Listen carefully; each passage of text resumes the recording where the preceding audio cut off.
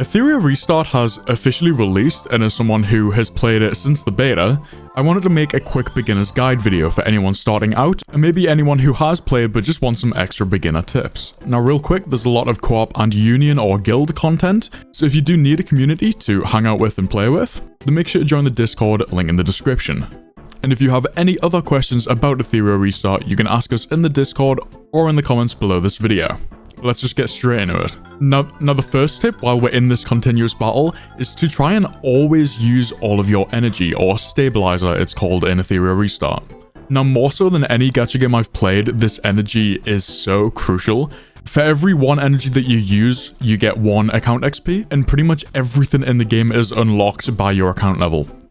Now on the first day, I think the max that you could get was maybe level 18, and the next story unlocks at level 20. So even with 10 max refreshes using gems, you still couldn't unlock the next part of the story. Now if you do want to keep up with whales or people who have been grinding since day 1, you might be a bit late to this, then you're going to want to consider spending your gems on energy refreshes. In my opinion, it's totally worth it. It does cost about a 10 pull to fully refresh, so I think that even if you're free to play, you should get a team that you're happy with. As you can see, this is my team here. I know it's like absolutely insane. I got extremely lucky. I'm not a whale or anything.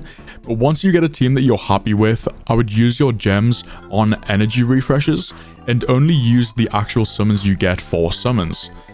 Now, obviously, if summoning brings you the most enjoyment in the game, make sure to do that. You know, I still want you to have fun playing Etheria Restart. But if we are min-maxing, then I do think that spending gems on energy refreshes is the way to go. This continuous battle is about to end, so let's go and talk about resource allocation in our characters. Honestly, like every gacha game, the resources are quite scarce. Even the universal currency here, the Etheria coin, does just completely like vanish once you start upgrading your artifacts. I forget what they're called in this, let me double check. Once you start upgrading your modules and shells and stuff, so it is important to try and stay on top of that. Of course, if you upgrade an artifact that you want to then salvage, you click the recycle button and you get a little bit back of the coins that you use to upgrade it. As you can see, it would cost me 1,500 coins to upgrade it. If I do that, I would be able to recycle it for 1,600. So I did get like a third of the coins back. But also talking about star upgrades and just upgrades in general, it's very costly and these are very slow and difficult to get. I will actually add this for my Freya. Like you see there, I just did 10 auto battles of the highest one that I've unlocked, and Freya has gone up 8 levels. Like, it's not a lot.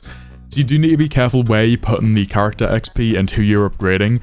I would use a resource like Pridewin or hellhades.com to see who the best characters are, or maybe if you have a favorite character, have a look at them and see what character, what team is best for that character.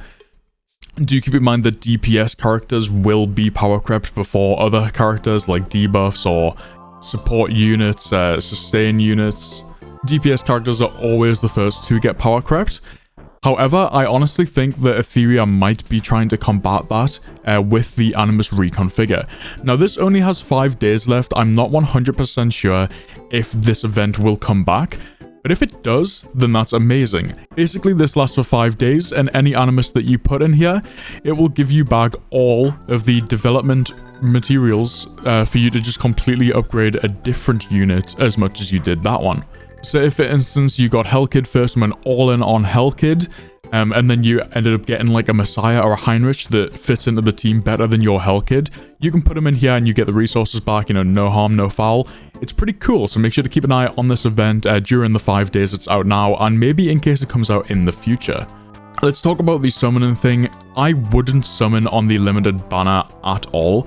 I also wouldn't summon on the selector banner. Now you'll see mine isn't there because I have already used it. I will tell you why I've used it in a second. But basically, the permanent summon has every single unit in the game. And to prove that, let's go through mine. As you can see, I got Messiah, the limited banner character. If we go right, I got Lily, a dark character.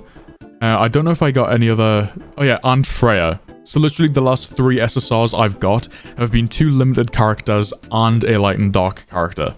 So I don't think it's worth it to be pulling specifically for these unless you specifically love that character. I do think it isn't really worth it to target either of these, as they are the first character. The new limiter ones coming out will be better than them, most likely. So I definitely think it's better to try and get other characters and maybe get a copy of them too, which is what happened to me. I got lucky. But I wouldn't suggest specifically going for them, especially with Messiah. It uses these Apex prototypes, which you could use on this banner instead. In my opinion, Messiah is the second worst light and dark unit. I would say Shadow Sanya was the worst overall, although she does shine in some areas. I think that I would rather go on this banner just in case I get a Lily, a Heinrich, or a Doki Doki. Messiah's great now, but again, he is a DPS, so he will get power crept quicker than those other units. Also, the Selector banner. It's amazing. It lets you fill a slot, or it lets you pick a character that fills a slot in your team. So what you should be doing, in my opinion, is going on the permanent summon banner and the extra affinity summon, getting a few SSRs and seeing what slot you need. See, if we go to our animus, you know, if for instance you got a few supports, maybe a debuffer, and you didn't have a DPS, you could go for Rosa. If you already had a really good team for PvP and PvE, you might want to pick up a copy of Chloros or something. I think that banner should be left until as late as possible so that you can grab someone that you want to fill a role in your team. And do keep in mind that we do get a lot of pulls as a free-to-play, so don't worry about spending too many. So don't worry about thinking you won't be able to get the characters that you like. Most likely you will. Let's quickly talk about spending though. I recently put up a spending guide video yesterday, so if you are going to spend, then please look at that. Etheria Restart is insanely free-to-play friendly, but if you do spend, you can spend $1 and get 20 summons and a extra copy of, what's her name, Valerian, who is an amazing SR unit. I think my final thing is to do arena every single day. As you can see here, if we go to the rewards, you get a pretty nice amount of gems just by leveling up, but you also get weekly challenge rewards, giving you these to redeem in the shop, and you get rank up rewards every time you go up and you rank. And some of these are pretty good. Like, if you do manage to get to Master, getting a red shadow print, presumably every season, is pretty huge. But the main thing is the shop. It lets you get stuff like evolution lattices, perfect lattices, and anima prototypes, which is gonna, you know, let you level up your account a lot quicker and make progression a bit more smooth. And finally, when Fearless Arena does open on Saturday and Sunday, you can get an energy refresh every single week through Fearless Arena, so make sure to be doing that. But yeah, I just wanted to get this video out quickly. So if it was helpful, like and subscribe would be appreciated. I would have missed something, so if you yourself have any tips or beginner tricks that you want to leave in the comments, feel free. I'll pin it and like it if it's good. But I hope you have a good day, and I hope you're enjoying Etheria Restart. See ya.